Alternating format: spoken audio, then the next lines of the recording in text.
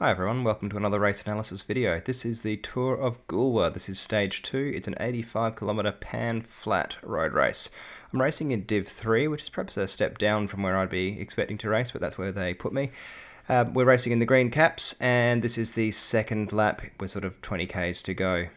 The Tour of Goolwa was a 4-stage race. First one's a team time trial, sort of 16-17 kilometres. We came second in that. There's an 85km flat road race. Then tomorrow there's a 53km hilly race, and then a 4km uphill team time trial. Because of how steep the last stage is, I'm not expecting to be able to win the series, and so today and this weekend I'm racing for a teammate, which is going to be a lot of fun.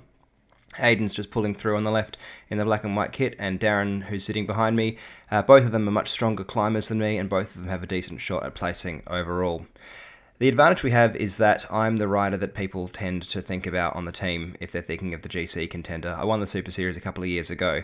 I did reasonably well last year, and I'm the guy with a YouTube channel. So part of today's strategy is just keeping the other two quiet, keeping them hidden, and me doing a bit of work as if I'm going to try to get in the breakaway. Obviously I'm not going to, and my job is really just to keep it all together. Now this race has precisely one point in it where there's any hill of any note, and at this point Travis Eady starts raising the power to try to shake a few people out.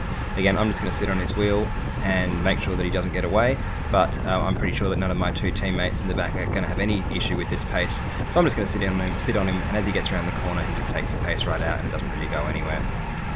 Once we get around the corner, James Hand from USB attacks. These guys were riding in black kit this weekend. Travis initially covers it, but then once he starts to fade, I jump across and start trying to close it down. So remember, we can't really let breakaways get away, because if they take too much time, then my guys aren't going to be able to chase them back down on the hill. And what I really wanted to do is to come down to a bunch sprint, so hopefully I can take the points away. Once they get across to James, then his teammate Ben Lawson counterattacks, and again I have to go with this one. Fortunately, the race has been super easy up to this point, and so I feel like I've got a whole lot of matches in the bank, and I'm really happy to do these little counters or do these little covers, and after each one the pace really goes out, and I can take a bit of a break. At this point a couple of riders have sort of snuck off the front. As soon as one of them starts looking like he's actually going to have a go and maybe try to make a job of it, I decide to close it down and get on the back of it, and once I do he immediately takes the power out and the pace comes right out. At this point though, one of the Activot riders goes for an attack. I've had a few efforts recently, and so my teammate Darren closes it.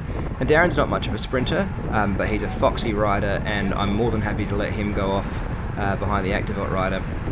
And what this does is, with a PACC rider off the front along with another attacking rider, USG in the red has to do some work, and they do. They move on to the front and start trying to close it down.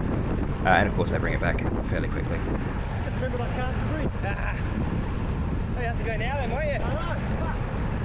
So after Sam did about a 7 or 8 minute turn on the front, albeit at 30k's an hour, this really weird thing happens where Aiden and Darren just sort of get on the front and then just kind of roll off the front.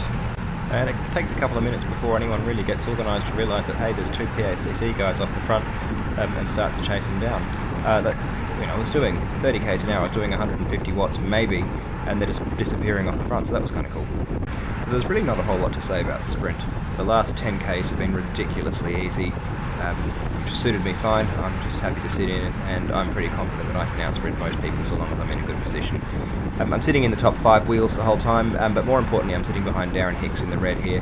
Darren's only got one leg, but he's probably one of the strongest riders in the state, full stop.